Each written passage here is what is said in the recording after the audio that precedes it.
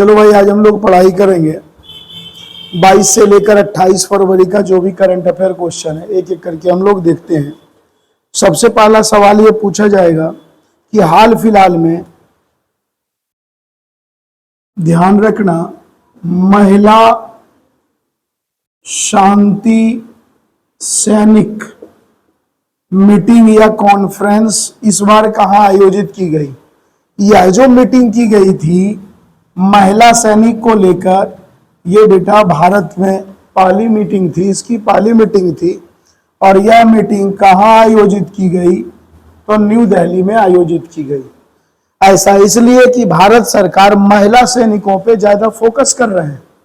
इसीलिए यदि पूछा जाए कि भारत की पहली महिला सैनिक मीटिंग आयोजित कहाँ हुई, तो नई दिल्ली में आयोजित की गई।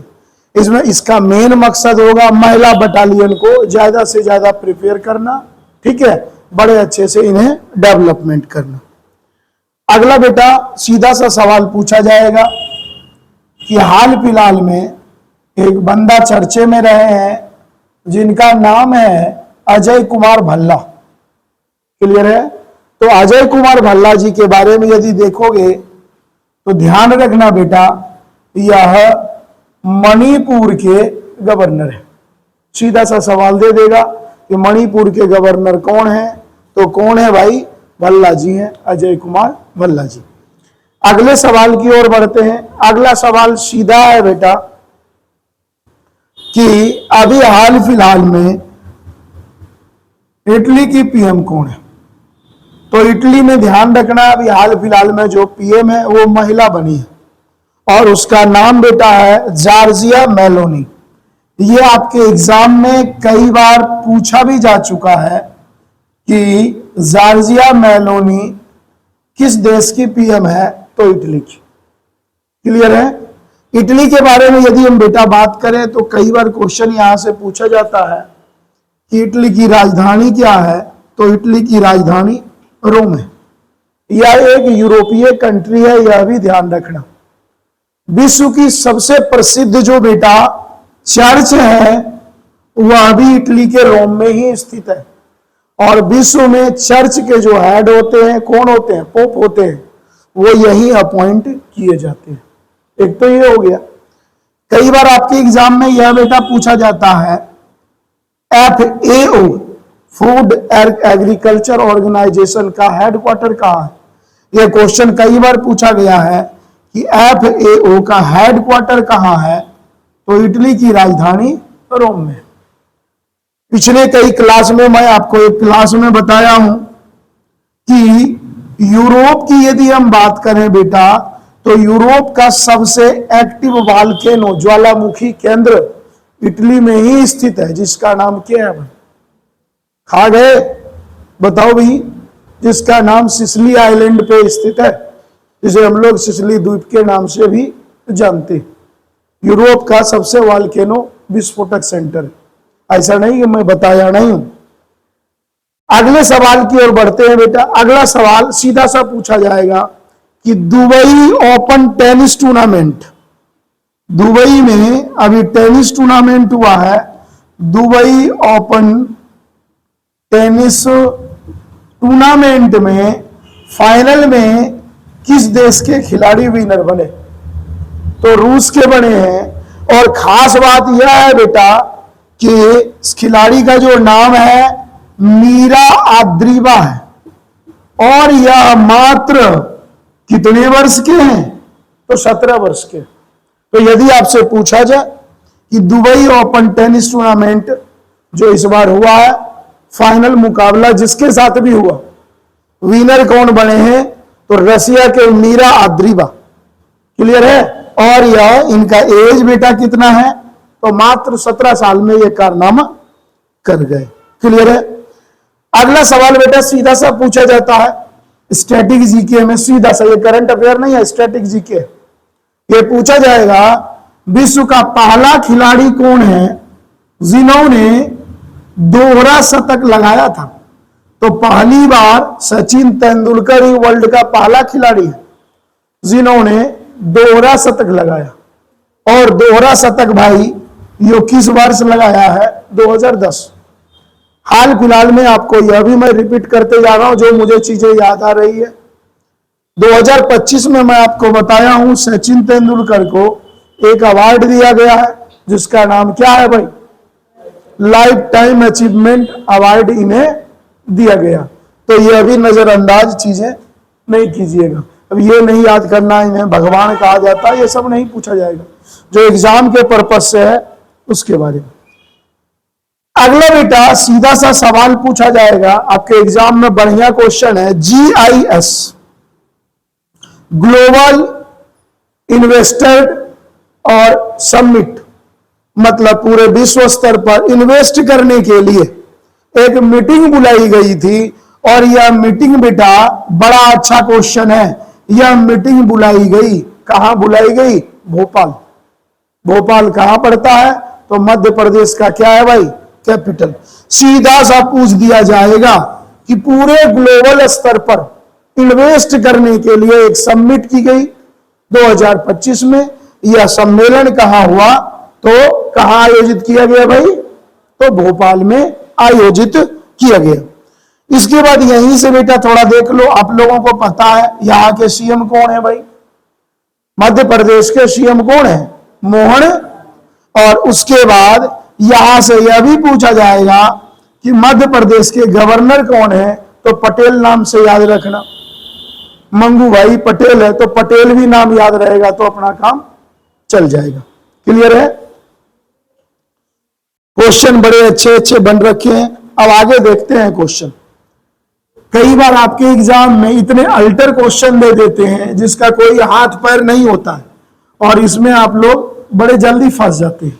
वैसे ही देखिए ये सवाल आ रहा है, सवाल सीधा सा पूछा जाता है, झूमोर विंदनी।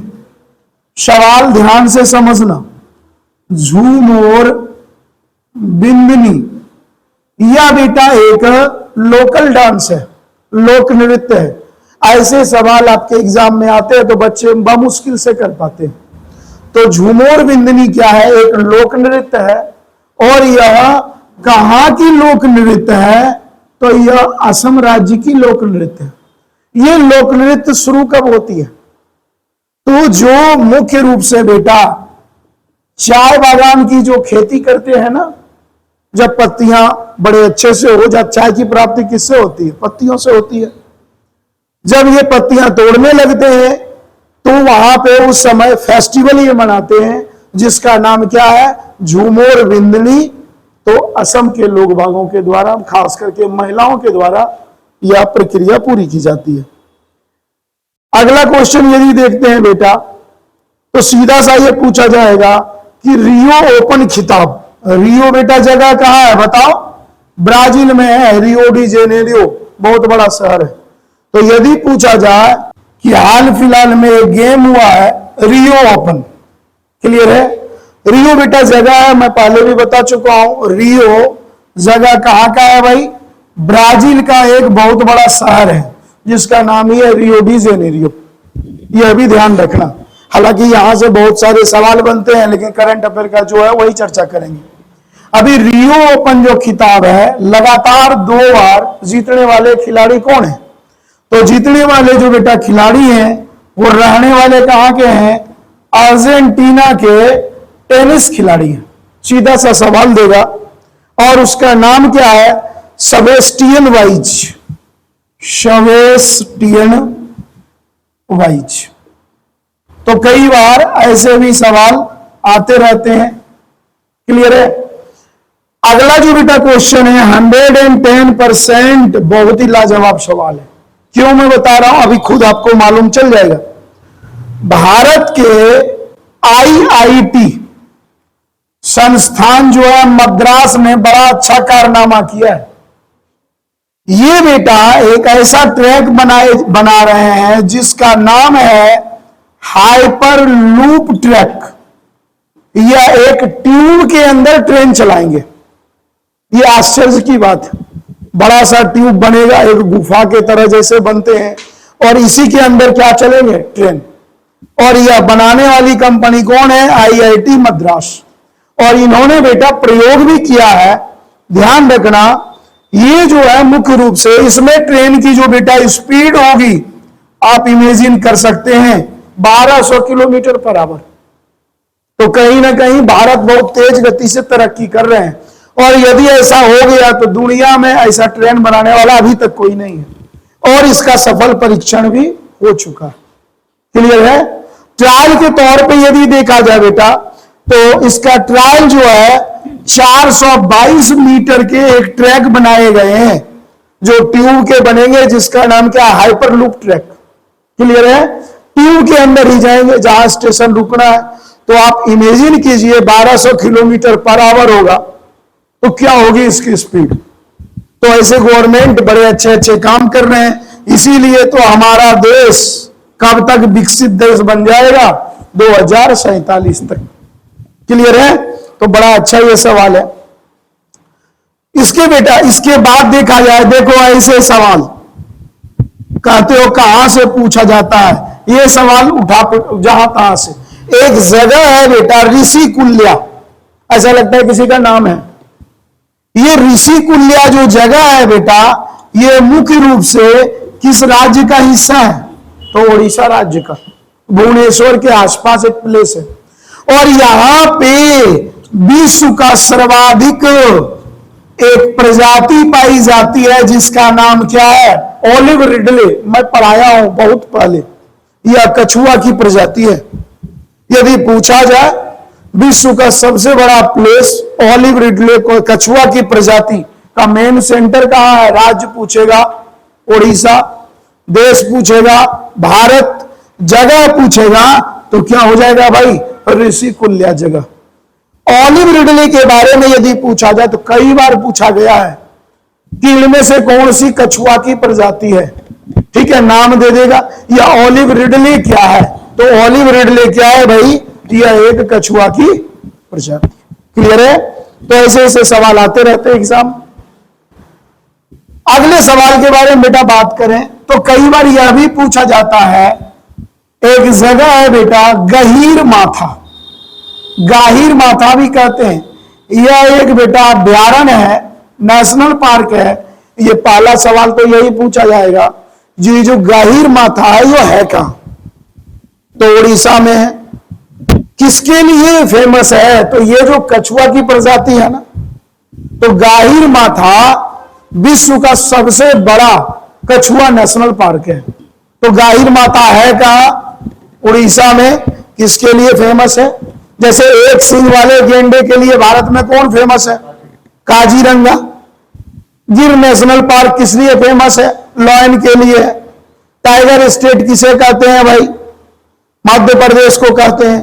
भारत का पहला टाइगर नेशनल पार्क कौन सा बना था भाई? Jim Corbett 1936।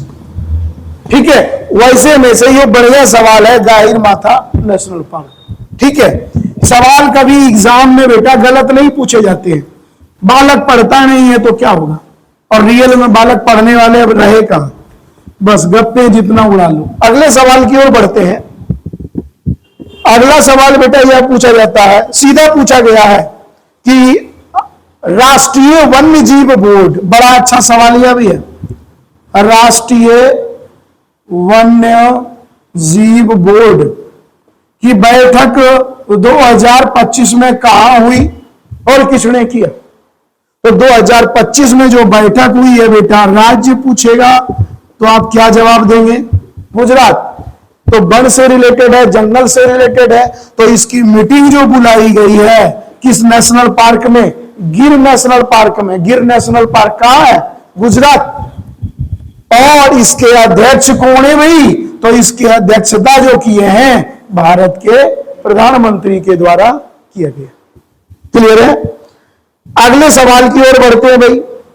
अगला सवाल सीधा सा पूछा जाता है, भारत के प्रधानमंत्री के द्वारा अभी काफी पहले चल रहे थे एक पॉलिसी, लुक ईस्ट पॉलिसी, जो भारत के नॉर्थ ईस्ट राज्यों के साथ साथ जो लुक ईस्ट मतलब एशियन में जो ईस्ट कंट्री है, जैसे म्यांमार हो गया, इंडोनेशिया हो गया, मलेशिया हो गया, इन सभी के लिए पॉलिसी चला रही थी। इसलिए नाम क्या कर दिया? किधर देखो? ईस्ट की ओर। तो ईस्ट की ओर कौन कौन सा कंट्री है? म्यांमार है, यही है भाई, म्यांमार है, मलेशिया है, थाईलैंड है, इंडोनेशिया। तो उसका डेवलपमेंट करने के लिए एक पॉलिसी चलाई गई थी, लुक ईस्ट पॉलिसी। होमवर्क मैं यहां पे आपको लोगों को दे रहा हूं कि लुक ईस्ट पॉलिसी की शुरुआत किसने किया था और किस वर्ष हुआ था। क्लियर है। अब सवाल यह है कि इसका नया नाम क्या है, तो भारत के प्रधानमंत्री लुक ईस्ट का नाम बेटा चेंज कर दिया और कह दिया एक्ट ईस्ट। तो ऐसा भी सवाल पूछे जा सकते हैं कि लुक ईस्ट का नया नाम अभी क्या रखा गया और किसने बदला, तो भारत के प्रधानमंत्री के द्वारा बदला गया। लुक ईस्ट के जगह पे क्या हो गया, एक्ट ईस्ट। क्लियर है। अगले सवाल की ओर बढ़ते हैं। सीधा सा पूछा जाएगा कि डीएनए के डबल हेलिक्स डीएनए का समझते हैं, ऐसे होता है, ये ऐसे बढ़ते जाएगा सीढ़ी नुमा। तो कई बार यह सवाल पूछा जाता है डीएनए के डबल बॉन्ड, डीएनए का फुल फॉर्म सभी को पता है, deoxy ribo nucleic acid. Clear है। तो डीएनए के डबल हेलिक्स का पता किसके द्वारा लगाया गया, तो डीएनए के जो डबल हेलिक्स का बेटा पता लगाया गया है 1953 में लगाया गया। क्लियर है। किसने लगाया, तो दो साइंटिस्ट हैं जिसका नाम वाटसन एंड क्रिक है। ये पूछा भी जाता है कि डीएनए के डबल हेलिक्स का पता किसने लगाया, तो वाटसन एंड क्रिक के द्वारा लगाया गया। क्लियर है। और इसे बेटा बाद में इसी चीज के लिए नोबेल प्राइज से सम्मानित किया गया। और नोबेल प्राइज विश्व का सबसे बड़ा प्राइज होता है, जो किसके नाम से है बताओ, अल्फ्रेड नोबेल के नाम से, जिन्होंने पहली बार डायनामाइट का प्रयोग किया था। और नोबेल की शुरुआत कब से हो रही है, तो 1901 से। क्लियर है। अगले सवाल की ओर बढ़ते हैं।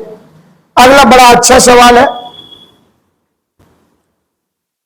कि रमन इफेक्ट, एक साइंटिस्ट है बेटा जिनका नाम है चंद्रशेखरन वेंकट रमन। ठीक है। सी वेंकट रमन, चंद्रशेखरन वेंकट रमन का जन्म या मूल रूप से ये भारत के तमिलनाडु राज्य से संबंधित है। क्लियर है। अब ये क्या किए बेटा, एक खोज की है जिसका नाम ही दे दिए अपने नाम से कि रमन इफेक्ट थ्योरी या रमन इफेक्ट की खोज कब हुई। तो रमन इफेक्ट की यदि बारे में बात करें, तो इसकी खोज के बारे में यदि हम बात करें बेटा, तो 1928 में खोज हुई। और इसके लिए इन्हें नोबेल प्राइज किस वर्ष दिया गया, भारत में ध्यान रखना इस क्षेत्र में नोबेल प्राइज प्राप्त करने वाले भारत के पहले बंदे यही हैं। और भारत के पहले बंदे बताओ जिन्हें नोबेल प्राइज मिला है, वो कौन है बताओ। रविंद्रनाथ। कब मिला है, 1900, खत्म मामला। अब 1913 में मिला है। गीतांजलि के लिए उन्हें साहित्य का नोबेल प्राइज दिया गया। तो भारत के जो पहले बंदे 1913 में जिन्हें मिला है। अगले सवाल की ओर बढ़ते हैं बेटा। सैटर्न जो ग्रह है, सैटर्न को हिंदी में क्या कह देते हैं, ये सवाल सीधा पूछा जाता है कि कौन से ऐसे ग्रह हैं जिनमें रिंग्स लगे हुए होते हैं, छल्ले लगे हुए होते हैं। तो रिंग्स जो लगे हुए होते हैं वो किसमें लगे हुए होते हैं, तो छल्ले लगे हुए हैं मूल रूप से किसमें, सैटर्न में। कितने रिंग्स हैं, 7 रिंग्स। और ये 7 जो है 7 ऋषि के नाम से भी जाना जाता है। अगले सवाल बेटा सीधा सा पूछा जाता है कि किस देश में पद्मा नदी बहती है, तो पद्मा नदी गंगा नदी का ही नाम है। किस देश में भाई, तो बांग्लादेश में। बांग्लादेश में गंगा नदी को पद्मा के नाम से जानते हैं। अगला सवाल सीधा सा अब फैक्चुअल सवाल है, सोनई नदी। सोन नदी देखो अलग है, एक नदी है, रिवर है जिसका नाम है सोनई। यह मुख्य रूप से बेटा बॉर्डर बनाने का काम करती है असम और मिजोरम। तो ऐसे सवाल चर्चे में रहे हैं, इसलिए कई बार नॉर्मल क्वेश्चन। अब ऐसे सवाल यदि आ जाए तो बच्चे लोग सोचेंगे कि भाई लगता है सोन नदी है। सोन नदी नहीं है, ये सोनई नदी है। और सोन नदी कहां से निकलती है, मध्य प्रदेश के अमरकंटक पठार से।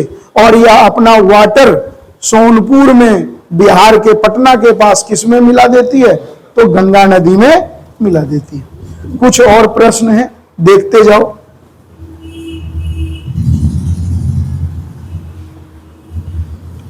अगला सवाल है बेटा अपने पास कि मुख्य रूप से यदि देखा जाए तो दाउकी नदी,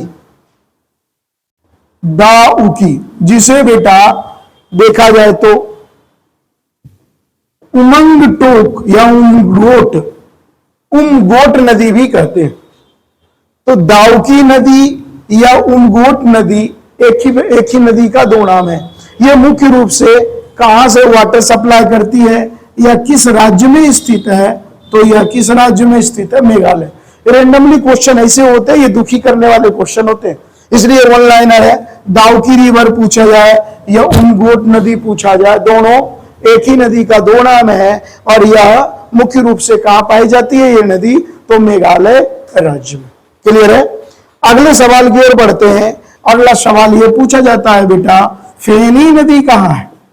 ठीक है, तो फेनी नदी के बारे में हम लोग बात करेंगे। तो ये कहा है भाई? तो त्रिपुरा में। ठीक है, इसी नदी में यदि देखा जाए बेटा, या इसी नदी के नाम से 2019 में ये पूछा भी गया है। 2019 में एक बेटा साइक्लोन आया था जिसका नाम ही था फेनी चक्रवात। क्यों? क्योंकि सबसे ज्यादा नुकसान यहीं पे हुआ था। और यदि पूछा जाए फेनी साइक्लोन कब आया? 2019 में। और ये आया कहां था? बे ऑफ बंगाल में। भारत के नॉर्थ ईस्ट राज्य उड़ीसा, झारखंड वगैरह को काफी ज्यादा नुकसान पहुंचा है। अगले सवाल की ओर बढ़ते हैं भाई कि इस बार जो है मुख्य रूप से women of the year, women या वोमेन भी कह देंगे इसे, ऑफ द ईयर किन्हें चुना जाएगा? अभी फाइनल नहीं हुआ है। क्लियर है? वीमेन ऑफ द ईयर 2025 के जो चुने जाएंगे लिस्टेड जो है वह बेटा मुख्य रूप से उनका जो नाम है, एक लड़की है जिसका नाम पूर्णिमा है और यह फॉरेस्ट में पेड़ पौधे लगाने पे, मतलब एक तरह से ये पर्यावरणविद है, पर्यावरण का देखभाल करते हैं। और आखिरी सवाल है कि भाई इच्छामती नदी, ऐसे इस बार रिवर से बड़ा क्वेश्चन आया कि इच्छामती नदी मुख्य रूप से भारत के किस राज्य का है? तो किस राज्य का हो जाएगा भाई? तो बंगाल का। तो इतने कुछ सवाल थे, बाकी देखते हैं अगली क्लास में।